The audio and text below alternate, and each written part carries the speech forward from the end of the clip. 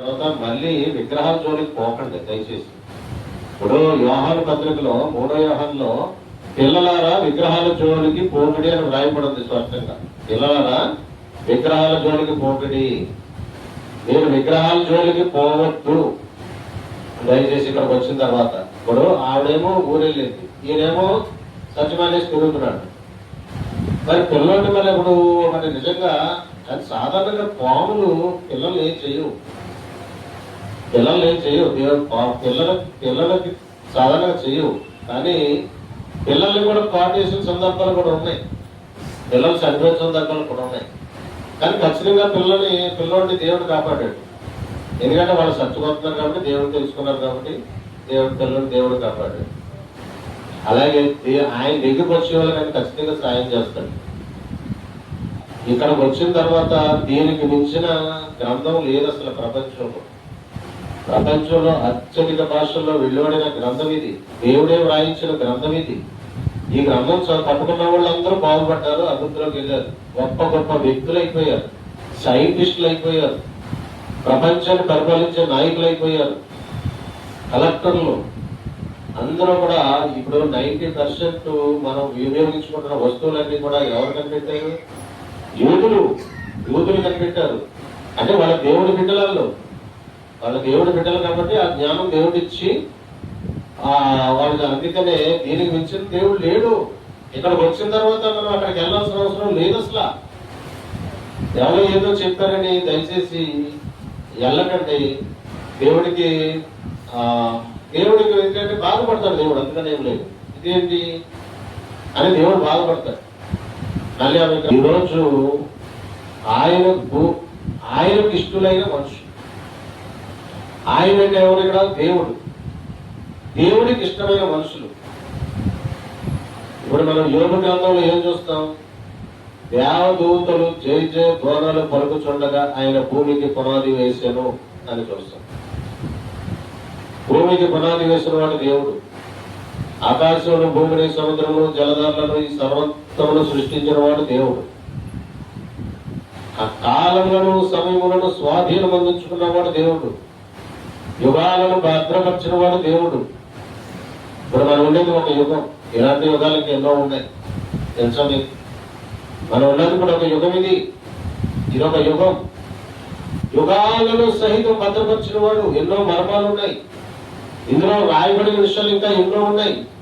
దైవానికి సంబంధించిన విషయాలు ఇందులో రాయబడిన విషయాలు ఇంకా ఎన్నో ఉన్నాయి. యుగాలను భద్రపరిచిన దేవుడు. అలాగే యోగ పత్రికలో మనం ఏం చూస్తాం? మనం దేవదూతలు వారి ప్రధానత్వం నిలుపుకొనక, పాపం చేసినప్పుడు వారిని విడిచిపెట్టక, పాతాళములో, కటిక చీకటిలో, నీలాములకు త్రోసి, పాశములతో బంధించి, తీర్పునకు కావలికి అప్పగించిన వ్రాయబడి ఉంటారు. అంటే దేవదూతలు కూడా విడిచిపెట్టడు దేవుడు. వాళ్ళ ప్రధానత్వం నిలుపుకోలేదు, వాళ్ళ మరునితో పాపం చేశారు. అప్పుడు వాళ్ళని దేవుడు పాతాళంలో, కటిక చీకటిలో బంధించాడు. ఇప్పటి వరకు, తీర్పు దినం వరకు వాళ్ళు ఆల్రెడీ బంధించబడున్నారు. అక్కడ బంధిస్తాడు జాగ్రత్త దేవుడితోటి. పాతాలని బంధిస్తాడు జాగ్రత్త. దేవుడితో జాగ్రత్తగా ఉండాలి. ఏంటో అనుకుంటున్నారు మీరు? దేవుడితోటి పాపం, దేవుడిని తెలుసుకున్న తర్వాత ఇష్టానుసారం జీవిస్తే దేవుడు ఊరుకోడు. దేవుడు తెలుసుకున్న తర్వాత దేవుడికి ఇష్టంగా బ్రతకాలి. అప్పుడు ఆ మనిషికి ఏది అవసరమో దేవుడు సహాయం చేస్తాడు. దేవదూతల్ని కాపుదలుగా పెడతాడు. తన కుటుంబాన్ని కాపాడుతాడు. తర్వాత బతికినంతకాలం ఆయన తోడుగా ఉండి ఇంకా ఆయన బాధ్యత అంతా ఆయన తీసుకుని పరలోకానికి చేర్చుకుంటాడు. మరి ఆయనకి ఇష్టమైన మనుషులుగా ఉంటున్నామా? ఆయనకు ఆయుష్కరంగా ఉంటున్నామా? ఆయన దుఃఖపరిచే వరంగా ఉంటున్నామా? ఆయన చెప్పినట్టు వింటున్నామా? ఆయన చట్టానికి లోపడుతున్నామా? ఇలాగే పరిశీలన చేసుకోవాలి. మనం భూలోకంలో గొర్రెలుగా పుట్టించాడు, ఊపిరిచ్చాడు, ప్రాణం పోసాడు, జీవించడానికి కృప చూపిస్తున్నాడు, నేను జీవింపజేస్తున్నాడు. ఎంతోమంది చనిపోతున్నారు, ఎంతోమంది నశించిపోతున్నారు, ఎంతోమంది కూలిపోతున్నారు, రాలిపోతున్నారు, అగ్ని ప్రమాదాల్లో పడి, మరి పిడుగుల మీద పడి, మరి ఇంకా ఇలా ఎన్నో చెప్పుకుంటే మనకి ఎన్నో జరుగుతున్నాయి ఈ లోకంలో. మనం అందరం చూస్తూనే ఉన్నాం కల్లారా. అయినా మనం క్షేమంగా ఉంచడానికి కారణం దేవుడికి ఆయనకి ఇష్టమైన మనుషులు ఆయన క్షేమంగా ఉంచుతాడు.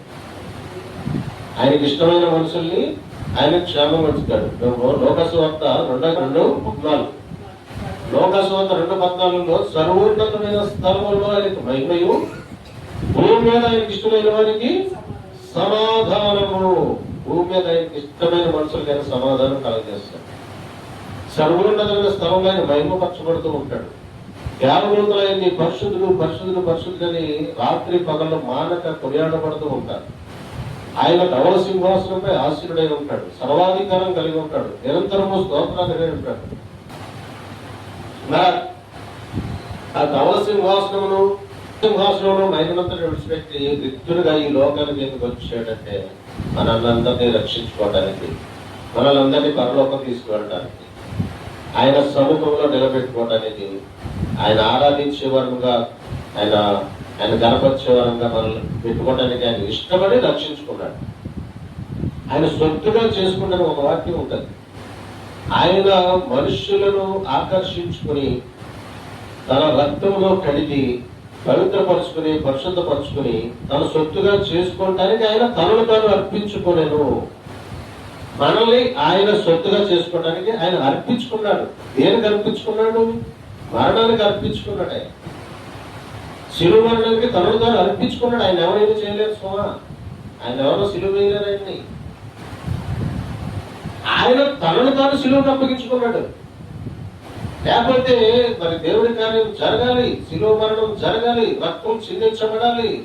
మరి ఆ రక్తముతో, ఆ అమూల్యమైన ప్రశస్త రక్తముతో మనుషులను శుద్ధి చేయాలి, పాపం నుంచి విడిపించాలి, బంధకాల నుంచి విడిపించాలి. ఆ యొక్క గొప్ప ప్రణాళిక దేవుని సంకల్పం నెరవేర్చుకోవడానికి ఆయన తనను తాను అర్పించుకున్నాడు. మరి మన కోసం ప్రాణం పెట్టిన దేవుడు, మన పాప శిక్షను భరించిన దేవుడు, మనల్ని కాసి కాపాడుతున్న దేవుడు, మన చుట్టూ అగ్నిగంజ ప్రాకారంగా పెట్టిన దేవుడు, మన కోసం దేవదూతలకు ఆజ్ఞాపించిన దేవుడు. మరి అటువంటి గొప్ప దేవుడిని మనం ఎలా ఆరాధిస్తున్నాము? ఆయన మహిమపరుస్తున్నామా? ఆరాధిస్తున్నామా? హృదయపూర్వకంగా ఆరాధిస్తున్నామా? మహిమపరుస్తున్నామా? కనపరుస్తున్నామా? బలపరుస్తున్నామా? బలపరచాలి. నన్ను బలపరచువాని అందు నేను సమస్తము జరిగించుకున్నాను. ఫిలిప్పీ 4:10.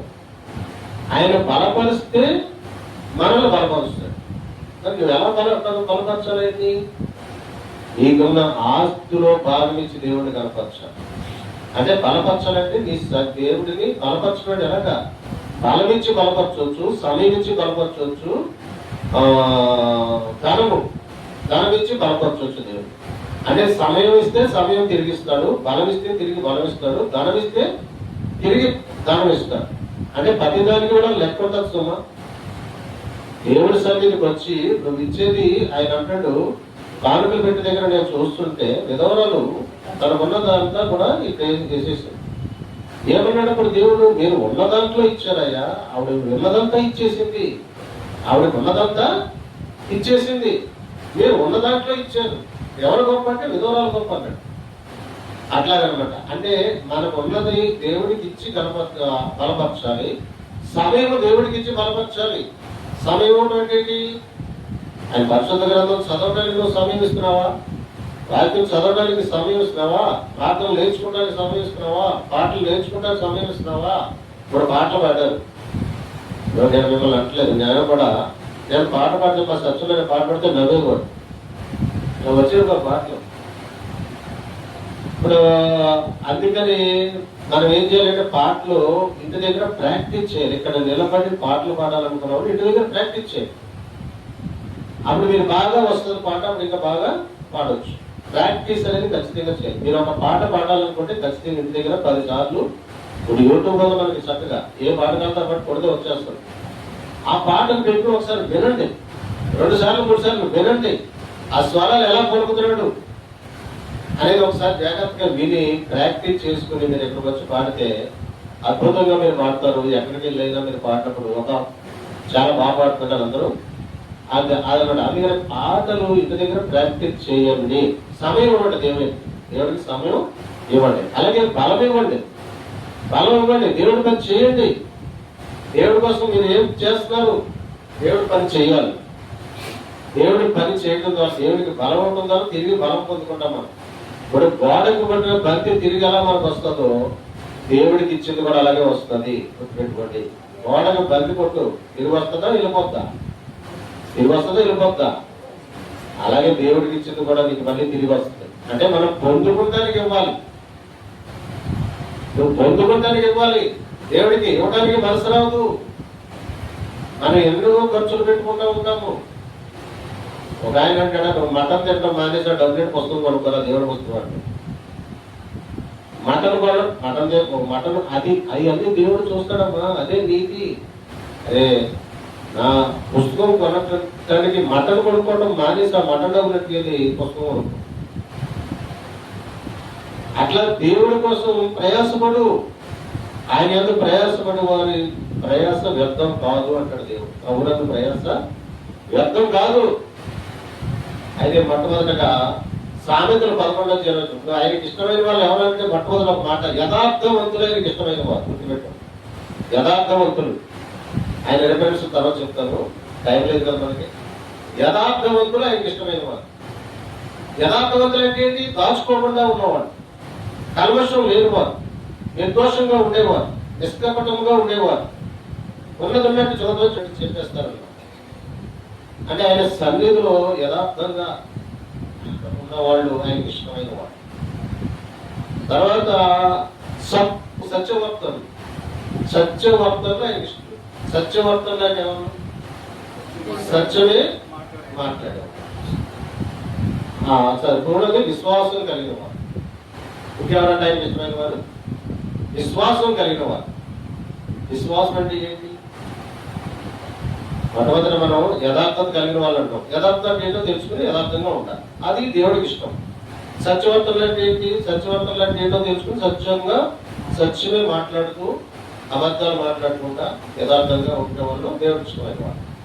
అలాగే విశ్వాసం కలిగిన వాళ్ళు. విశ్వాసం అంటే ఏంటి? లేనిది ఉన్నాయని నమ్మడమే విశ్వాసం. మన కంటికి కనపడని ఉన్నాయని నమ్మడమే విశ్వాసం. ఏంటి మన కంటికి కనపడి? ఇప్పుడు దేవుడు కనిపిస్తాడా?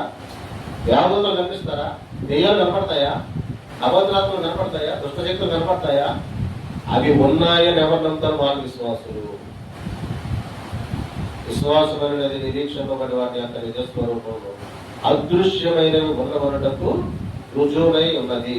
అంటే అదృశ్యంగా ఉన్నాయి, అవి ఉన్నాయని నమ్మాలి.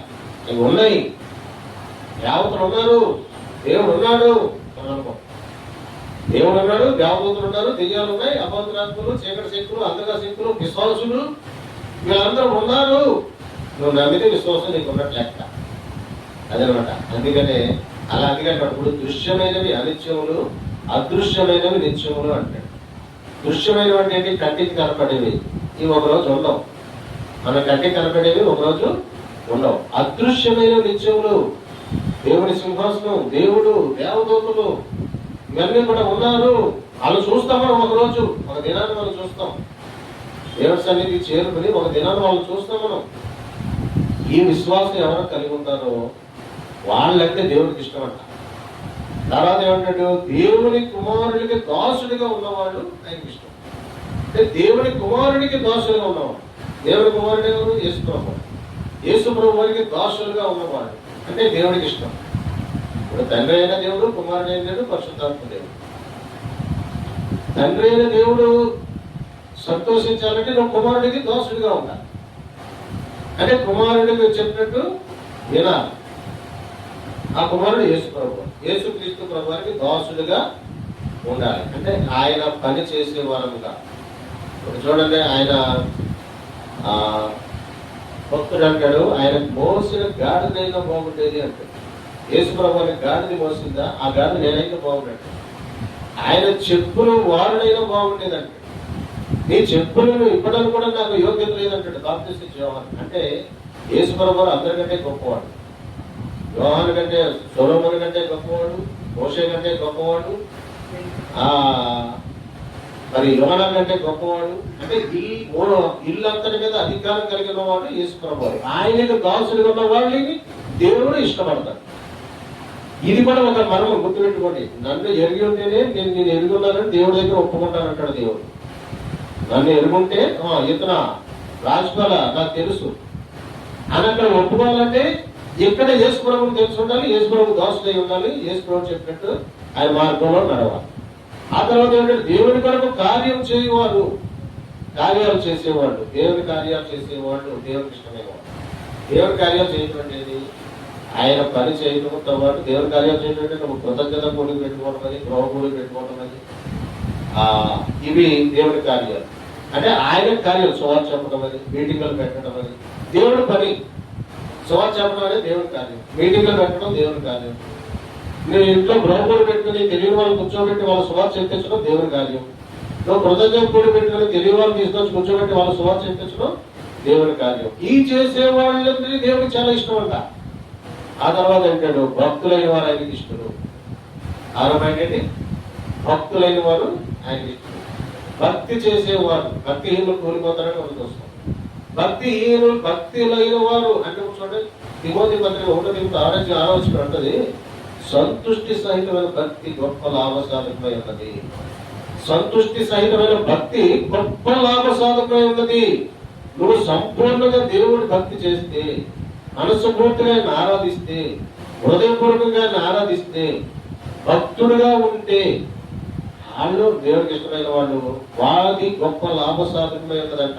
అంటే కీర్తన 127లో చెప్పినట్టుగా తన ప్రియులు నిద్రించుచుండగా వారికి ఇస్తాను అన్న వాక్యం ప్రకారంగా నువ్వు అడగడానికి దేవుడికి అన్ని సమకూర్చేస్తావు. ఊహించిన కార్యాలు జరుగుతాయి, అద్భుతాలు జరుగుతాయి, ఆశ్చర్యకాలు జరుగుతాయి. నువ్వంటే ఇక దేవుడికి నేను దర్శిస్తాడు, ఆయన వెలుగుతో దర్శిస్తాడు, ఆయన స్వరం వినిపించి మాట్లాడతాడు. ఎంత ఇష్టపడతాడంటే దేవుడు భక్తులైన వారిని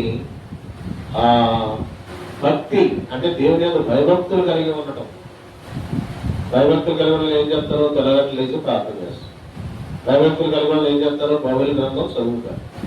భయభక్తులు కలిగిన వాళ్ళు ఏం చేస్తారు, దేవుడి కార్యాలు చేస్తారు. భయభక్తులు కలిగిన వాళ్ళు ఏం చేస్తారు, సువార్త చెప్తారు. దేవుడు భయభక్తులు కలిగిన వాళ్ళు మీటింగ్స్ పెట్టో లేదా కూడికలు పెట్టో ఇతరులకి అంటే భక్తి. ఇవన్నీ ఎవరు చేస్తారు, భక్తి కలిగిన వారే చేస్తారు. భక్తి లేని వాళ్ళు చేస్తారు. ఇవి ఆ డబ్బులు ఉంటే వెళ్ళిపోతాడు, ఎక్కడ గాంధీ స్వామి ఎక్కడికి పోతాడు. ఆ డబ్బులు పట్టుకొచ్చి దేవుడికి ఇచ్చేవాడు భక్తుడు. ఆ డబ్బులు పట్టుకొచ్చి దేవుడి కొరకు పనిచేసేవాడు భక్తుడు. ఏదో ఒకటి చేయాలి దేవుడి సన్నిధిలో. ఏం చేస్తున్నావు, దేవుడి సన్నిధిలో ఏం పని చేస్తున్నావు అనేది ఆత్మ పరిశీలన చేసుకుని మనం ఏదో ఒకటి చేయాలి. అప్పుడు మనం దీవెన పొందుకుంటాం. మన సన్నిధిలో చర్చ ప్రారంభించినప్పుడే కొన్నాళ్ళు జరిగినప్పటికీ మేము భోజనాలు పెడుతున్నామని ఆయన సామ్యూల్ గారు, నేను రైస్ ఇస్తానండి అక్కడ. ఆయన ఇంకా 2-3 సంఘాలు కూడా ఇచ్చాడు రైస్. వాళ్ళు ఆ సంఘాలు దీవించబడ్డాయి, మన సంఘాలు కూడా ఆయన ఇస్తున్నాడు. అయితే వాళ్ళ అబ్బాయి ₹1 ఇల్లు కొంటారు అంటారు. ఆయన ఇచ్చినంత చిన్న పని చేస్తే పెద్ద సాయం చేస్తాడు దేవుడిని. వేలలో వేలిస్తే నీకు లక్షలు ఇస్తాడు, లక్షలు ఇస్తే కోట్లు ఇస్తాడు. అది గ్రహించుకునే దేవుడికి దేని ప్రకారం లెక్క ఖచ్చితంగా ఉంటుంది. లెక్క ప్రకారమే దేవుడు ఇస్తాడు. గుర్తుపెట్టుకోండి, మీరు సంపన్నులు కావాలంటే దేవుడికి ఇవ్వాల్సిందే. నేను బట్టి ఖచ్చితంగా చెప్తాను. నేను హాస్పిటల్ మాకు ఇచ్చింది మాకు దేవుడు ఇస్తున్నాడు, మా సామర్థ్యం మాకు ఇస్తున్నాడు. నేను కానుకలు ఇచ్చినా ఇవ్వకపోయినా వచ్చినా రాకపోయినా పని జరిగిపోతుంది. ఎందుకంటే దేవుడు నాకు ఇచ్చేస్తున్నాడు, నాకు ఇచ్చేస్తున్నాడు నాతో అట్లాగా. అయితే మరి మీరు కూడా దీవెనలు పొందుకోవాలి అంటే ఖచ్చితంగా దేవుడికి ఇవ్వాల్సిందే. ఇచ్చేవాళ్ళు దేవుడి పని చేసేవాళ్ళు ఖచ్చితంగా దీవెనలు పొందుకుంటారు. అట్లా అనమాట. దేవుని లెక్క దానికే ఉంటుంది. కొంతమంది అనుకుంటారు ప్రార్థన చేస్తే చాలు, పాటలు పాడితే చాలు, దేవుడిని ఆరాధిస్తే చాలు, దేవుడు దీవిస్తాడు అనుకుంటారు. కానీ దేవుని లెక్క దానికే ఉండదు. ఏమేమి చేయకుండా ఒకడు వస్తాడు, కూర్చుంటాడు, ప్రార్థన కూడా చేయడు, కానీ దేవుడు పని చేస్తాడు, దేవుడికి ఇచ్చేస్తాడు. వాళ్ళు ఊహించగా వాళ్ళు వచ్చి సాక్ష్యం చెప్తా ఉంటారు. నేను ఇల్లు కొన్నాను, మొన్న నా కూతురు పెళ్లి చేశాను, నేను కారు కొన్నాను. ఎక్కడి నుంచి వచ్చింది? దేవుడు అనుగ్రహించాడు. అంటే ఇస్తాడైనా ఖచ్చితంగా. ఇవ్వడం ద్వారా దీవెనలు పొందుకుంటాం. అదనమాట. అది ఇది గుర్తుపెట్టుకోవాలి. ఇది దేవుడికి ఇష్టమైన. తర్వాత విరిగి నలిగిన హృదయం గలవారు దేవుడికి ఇష్టమైన వాడు. విరిగి నలిగిన హృదయం ఉండటం అంటే ఏంటి? విరిగి నలిగిన హృదయం అంటే ఏంటి? పశ్చాత్తాపంతో హృదయాన్ని దేవుడి సన్నిధిలో ఎవరైతే మరి విరిగి నలిగిన హృదయం అంటే ఏంటంటే పశ్చాత్తాపంతో కన్నీరు పెట్టుకుని ప్రార్థన చేసేవాళ్ళు, తన హృదయాన్ని దేవుడి సన్నిధిలో చూడండి, మన అన్న తన హృదయాన్ని దేవుని సన్నిధిలో ఏం చేసింది? కుమ్మరించింది. తన హృదయాన్ని దేవుని సన్నిధిలో కుమ్మరించింది, పశ్చాత్తాపడ్డది. విరిగి నలిగిన హృదయంతో దేవుడు వేడుకుంది, అయ్యా నేను అవమానాల పాలైపోతున్నాను, అయ్యా నేను నిందల పాలైపోతున్నాను, అయ్యా నా తోడుకొనలే నన్ను దెబ్బతుంది, నాకొక్క బిడ్డని ప్రభువా నీకు ఇచ్చేస్తాను ప్రభువా అని మొక్కుకుంది. దేవుడు బిడ్డనిచ్చాడు. దేవుడిచ్చిన బిడ్డ గొప్పవాడు అవుతాడు. దేవుడి ఇచ్చిన బిడ్డ గొప్పవాడు అవుతాడు. దేవుడు ఇవ్వాలి బిడ్డని. గర్భఫలం యెహోవా ఇచ్చు బహుమానం. దేవుడే కనుక నీకు ఒక బిడ్డనిచ్చాడంటే ఆ బిడ్డ ఖచ్చితంగా గొప్పవాడు అవుతాడు. ఆ గొప్ప మా పాస్టర్ గారికి దేవుడే ఇచ్చాడు ఒక బిడ్డని. ఆ బిడ్డని ముక్కలు చేసేయాలి, లేకపోతే నువ్వు బతకని చెప్పారట. పాస్టర్ గారు ఏడ్చి కన్నీరు పెట్టుకుని ప్రార్థన చేస్తే ఆ బిడ్డని దేవుడు బతికించి ఇచ్చాడు. అంటే నువ్వు ఆ బిడ్డను కంటే నువ్వు చచ్చిపోతావు డాక్టర్ ఖచ్చితంగా చెప్పేశారు పాస్టర్. బిడ్డను కనాలా, ఏం చేయాలి? నేను బతకాలా, బిడ్డను కనాలా? అగ్ని పరీక్ష పెట్టాడు దేవుడు. వాళ్ళు ఏం చేయలేక దేవుడు ప్రార్థన చేశారు. ప్రార్థన చేస్తే బిడ్డ పుట్టాడు. ఆ బిడ్డ గొప్ప దైవజనుడు అయ్యాడు. ప్రపంచం అంతా తిరిగి సువార్త చెప్తున్నాడు. ఆ బిడ్డ రక్షించబడ్డాడు. ఆ బిడ్డ దైవజనుడు అయ్యాడు. ఆ బిడ్డ ప్రపంచ దేశాలకు తిరిగి సువార్త చెప్తున్నాడు. ఈరోజు దేవుడు ఇచ్చిన బిడ్డ. దేవుడు బిడ్డనిస్తే ఆ బిడ్డ గొప్పడదు. అల్లాకి దేవుడు బిడ్డనిచ్చాడు, సమయాలు ఇచ్చాడు. దేవుడు సమయాలు యాజకుడు అయ్యాడు, ప్రవక్త అయ్యాడు, దీర్ఘదర్శి అయ్యాడు, న్యాయాధిపతిగా ఇజ్రాయెల్ ప్రజలను పరిపాలన చేశాడు. దేవుడి సన్నిధిలో యాజకుడు అయ్యాడు, మరి దీర్ఘదర్శి అయ్యాడు. దీర్ఘదర్శి ఏంటి? జరగబోయేదని తెలిసిపోతాయి. కళ్ళు మూసుకుంటే కనబడిపోతాయి, తెలిసిపోతాయి. సౌలు వెళ్ళాడా? గాడిద తక్కువనేది, నీ గాడిదలు పలానా చోట ఉన్నాయని చెప్పేశాడు. తర్వాత ఏమన్నాడు? ఒరే బాబు, అప్పుడు దేవుడు ఏం చెప్తాడు? సౌలతండి ఇతను ఇజ్రాయెల్ దేశాన్ని నేను రాజు చేయబోతున్నానని చెప్పాడు. సౌలు ఇజ్రాయెల్ దేశం రాజు కాబోతుంటా ఇతను అని సమూయేలు తెలుసుకున్నాడు. సమూయేలు తెలుసుకున్నప్పుడు ఏం చేశాడు? సౌలుని అభిషేకించాడు. అట్లా అందుకనే దేవుడిచ్చిన బిడ్డ గొప్పవాళ్ళు అవుతారు. అందుకనే దేవుడి సన్నిధిలో పొందుకోవాలి. నువ్వు దేవుడి సన్నిధిలో పరిశుద్ధాత్మను పొందుకోవాలి. దేవుడి సన్నిధిలో నువ్వు అభిషేకం పొందుకోవాలి. దేవుడి సన్నిధిలో నువ్వు బిడ్డలను పొందుకోవాలి. నీ బిడ్డలను దేవుడికి అప్పగించాలి. అప్పుడు ఆ బిడ్డలకి నీకు ఆ బిడ్డలకి దేవుడు కాపుదలు పెడతారు. మనము మన బిడ్డని అన్ని వేళలా కాపాడలేదు. వాడు ఢిల్లీ వెళ్తాడు ఏదో పని మీద, నువ్వు మూడవని కాపాడుతావా? బిడ్డని కాపాడలేవు. అన్ని వేళలా కాపాడేది దేవుడు మాత్రమే బిడ్డని. ఇప్పుడు తన బిడ్డను ఎవరు కాపాడారు? ఇప్పుడు పావు వచ్చేస్తే దేవుడు కాపాడాడు, మనుషులు కాపాడలేదు కదా. ఇక్కడ దేవుడు కాపాడాడు ఆ బిడ్డని. అందుకని మన బిడ్డలు దేవుడికి అప్పచెప్పాలి. మన బిడ్డలు దేవుడి సన్నిధిలో ప్రజెంట్ చేయాలి. ప్రజెంట్ చేసినప్పుడు దేవుడు కాపాడుతాడు. అలా దేవుడిని కాపాడే గొప్ప వాళ్ళు చేస్తాడు, ప్రయోజకులు చేస్తాడు, సమాజానికి పనికొచ్చే బిడ్డలుగా చేస్తాడు, పనికొచ్చే పాత్రగా ఆయన మలుచుకుంటాడు. అందుకనే దేవుడి సన్నిధిలో పొందుకోవాలి. మరి పొందుకుంటున్నావా? పరిశుద్ధాత్మ వరాన్ని పొందుకున్నారా? పరిశుద్ధాత్మ వరాన్ని పొందుకోవాలంటే రక్షణ పొందుకోవాలి. ఫస్ట్ విరిగి నలిగిన హృదయంతో పశ్చాత్తాపడి దేవుడి సన్నిధిలో ప్రార్థన చేసి మారు మనసు పొంది రక్షణ పొందుకొని పరిశుద్ధాత్మ వరమును పొందుకుంటే, ఎవరైతే పరిశుద్ధాత్మ వరమును పొందుకుంటారో వాళ్ళని దేవుడు అభిషేకిస్తాడు. ఇప్పుడు అమ్మ పాట పాడుతుంటే పాశ్రామకి వెలుగు దర్శనం అంటే అభిషేకం అమ్మ మీద ఖచ్చితంగా దేవుడు ఉంది, అభిషేకం ఉంది. ఆ అభిషేకించబడిన వ్యక్తులకు నిలబడి ప్రార్థన చేసిన పాట పడ్డ దేవుడు దర్శిస్తాడనమాట. అభిషేకంలో వ్యక్తులు ఇక్కడ వాక్యం చెప్తున్నా లేదా ఇక్కడ పాట పాడుతున్నా ప్రార్థన చేస్తున్నా అభిషేకం దిగొస్తుంది. దేవుడు ఆ మందిరంలో దర్శిస్తాడు. అభిషేకం పొందుకోవాలి. ఆ తర్వాత నీ బిడ్డల్ని దేవుడి దగ్గర పొందుకో, గర్భఫలం దేవుడి దగ్గర పొందుకో, ప్రభువుని ముందు అడుగు. ప్రతి విషయంలో దేవుడి దగ్గర విచారించాలి. దావీదు దేవుడి దగ్గర విచారించాడు, జయం పొందుకున్నాడు. దావీదు ఏమంటాడు బైబిల్ గ్రంథంలో? నాకు ఇష్టానుసారుడు దావీదు అంటాడు. దేవుడు నాకు ఇష్టానుసారుడు మనుషులు ఎవరన్నాడు? దావీదు అంటాడు. దావీదుని ఏం చేశాడు? దావీదుని గురించి మనం తెలుసుకోవాలండి. గొర్రెలు కాపులా కాసుకునేవాడిని మరి అభిషేకించాడు, ఇజ్రాయెల్ దేశానికి రాజుని చేశాడు. ఆ తర్వాత వృద్ధాప్యం వరకు కూడా ఆయన కాసి కాపాడాడు. అంటే తాను అభిషేకించిన వాడికి ఆయన బలమిచ్చును వాక్యం రాయబడుతుంది. తాను అభిషేకించిన వాడికి ఆయన బలమిచ్చును. అభిషేకం పొందుకున్న వాళ్ళ ప్రార్థన రోజు రోజుకి పెరిగిపోతుంది. వాళ్ళకి దేవుడు బలం ఇస్తాడు, వాళ్ళకి దేవుడు జ్ఞానం ఇస్తాడు, వాళ్ళకి దేవుడు ఐశ్వర్యం ఇస్తాడు. అభిషేకం పొందుకోవాలి. చేసుకున్నాం. మహాపరిశుద్ధమైన తండ్రి స్తోత్రాలైనా, బహుమతిగా ఘనమైన దేవ, ఆశ్చర్యకరుడు అద్భుతమైన తండ్రి స్తోత్రాలు చెల్లిస్తున్నావా దేవ తండ్రి. మరి వాక్యమే దేవుడుగా మాతో మాట్లాడండి. భూమి మీద ఇష్టమైన మనుషులు ఎలా ఉండాలి? యథార్థవంతులుగా ఉండాలని, మరి సత్యవంతులుగా ఉండాలని, విశ్వాసం కలిగిన వారుగా ఉండాలని, దేవుని కుమారుడికి దాసుడుగా ఉండాలని, దేవుని కార్యములు చేసేవారుగా ఉండాలని, భక్తులైన వారుగా ఉండాలని, విరిగి నలిగిన హృదయం కలిగి, పశ్చాత్తాపం కలిగి, విరిగి నలిగిన హృదయం కలిగిన వారుగా ఉండాలని మాతో మాట్లాడతాం.